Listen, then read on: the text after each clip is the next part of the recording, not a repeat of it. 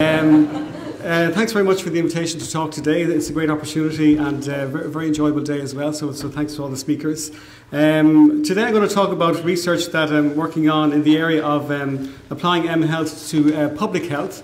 My own background is engineering. I'm an industrial engineer by qualification, and which really means that we're always looking to apply technologies and techniques to solve real world problems. So underlying, while I have a very technical background, I'm very interested in impact, which is how can we actually use technology to kind of better things in health and also in other areas as well.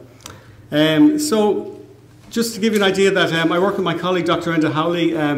We work in the area of what we call complex systems, which is really a way to say that lots of societal problems are quite challenging, whether it be in healthcare, whether it be in traffic control, whether it be in the new area, for example, in cloud computing, or even in trying to predict the wave height in Galway Bay. So our focus really is we're interdisciplinary, so we tend to look for apply our techniques across different areas.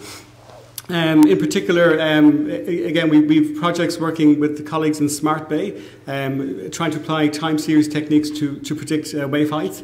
We've also worked on cloud computing and also in the area of smart cities trying to do traffic control. But today, the focus of the talk really is on public health informatics. This is a really interesting area because of the potential outcomes from good use of informatics is really beneficial. And I mean, as an earlier speaker said, the whole, can we scale these things up? We have interventions that work, but using technology, the big promise is that we can scale them up and really achieve very positive outcomes over time. So, public health informatics, the systematic application of computer science and technology to public health practice, research and learning. So the whole premise really is that we have technology, we can use it, and we can use it in a way that can help the overall public health. So while the talk I'm giving is kind of focusing on public health, I think there are huge opportunities as well for looking at behaviour change as a core component of that.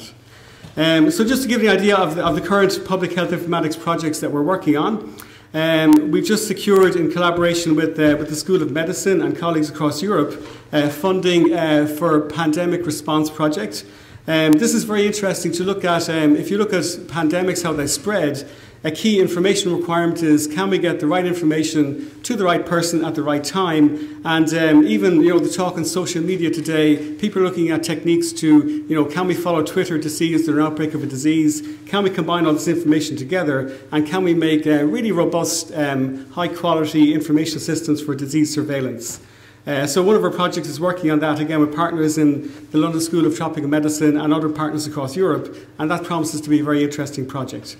We also work in the area of computer simulation, which is ways to, given what we know about a system, can we kind of fast forward over time and say, if we continue with our current behaviours, what will things be like in maybe 5, 10, 15, 20 years?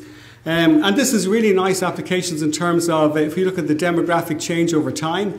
And so, for example, it's almost like a stitch in time saves 9. Can we actually do things at a behaviour level today that will save us great, that will kind of solve maybe massive problems in 10 or 20 or 30 years? So we can work with public health practitioners to build almost like flight simulators and say, if we do this intervention, we could see an impact in terms of maybe better quality of life of people over time. So these are techniques that we can use.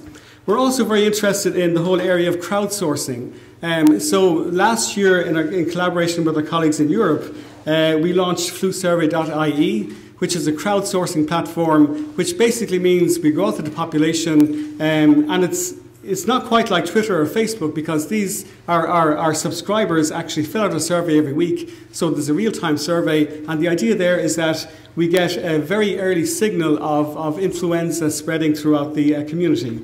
This has been in Europe for the last 10 years. I must say I'm really, really impressed by our colleagues in the Netherlands because they actually have, I think, 12,000 people filling out this survey on a daily basis, and they get this real-time information in terms of, for example, are smokers getting the flu? Is travelling to work a causative factor for getting the flu? All of this information can be gleaned from having these weekly surveys, and it's a really nice use of technology as well to help people in public health.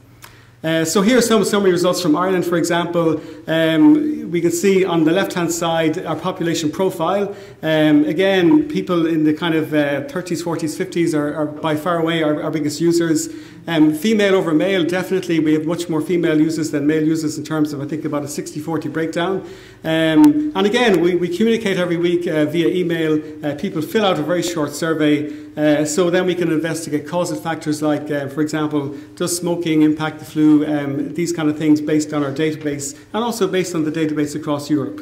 We can also study things like vaccination take-up rates, and our colleagues in Europe have actually done studies where they can see was the vaccine efficiency in terms of looking at the sample survey and seeing who took the vaccine and basically did they get the flu over time. Although I must say, from a technical point of view, we don't actually diagnose the flu. It diagnoses influenza-like illness, which is the standard CDC definition of what a flu might be. But basically it does give this early signal for people in terms of, again, in public health, of what might be happening. From a technical point of view as well, we're very interested in combining these techniques together. So for example, mathematical modelling is a very powerful way to see. So for example, if the flu was spreading very fast, can we calculate what's the likely demand on our health services in maybe 2 or 3 weeks? So we're integrating the model building with the data collection, and this is very exciting because again we can go to maybe public health people and say, based on the latest data, if this rolls forward as it is, we would expect a surge in demand for, say, intensive care to be a certain level over a certain period of time. So part of our approach really is to combine kind of data gathering and then using what we would call analytics, which are ways to predict how things might change over time. So we're very interested in this kind of work as well.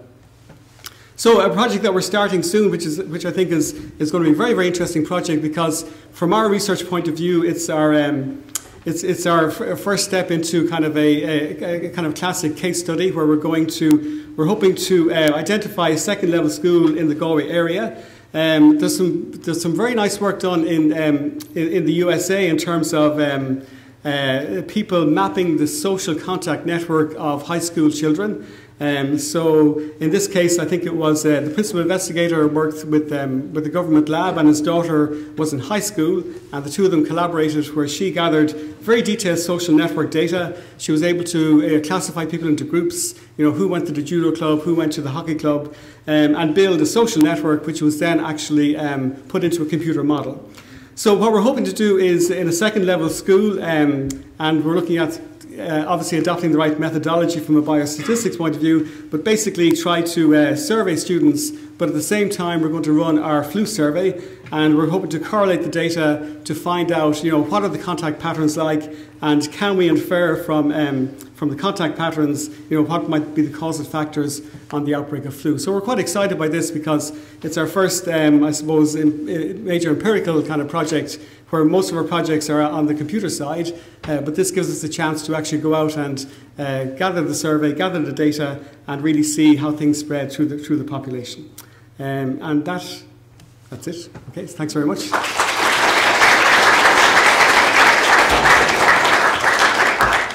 As you finished a minute early, I ask you a question. Sure. I was just saying to Jane there, given that you're gathering this information live data, yeah. It seems that there might be a good opportunity to collect behaviour data as well in terms of how people respond to the symptoms. Okay, very good. Because I think what we try to do is, if things are going well, we just have a one-click saying I'm fine, and then that's it. So they can do it maybe 20 seconds. But then if they have a symptom, then we do ask for further information. But I think the behaviour side would be very good as well. So for example, did you play rugby yesterday, or these kind of things, and to build up a more detailed picture. Because I think that's what we're trying to get to, is getting a behavioural picture to help us see what might be causing ailments and those things. Yeah, thanks, Brian. Thank you. Thanks, Jim.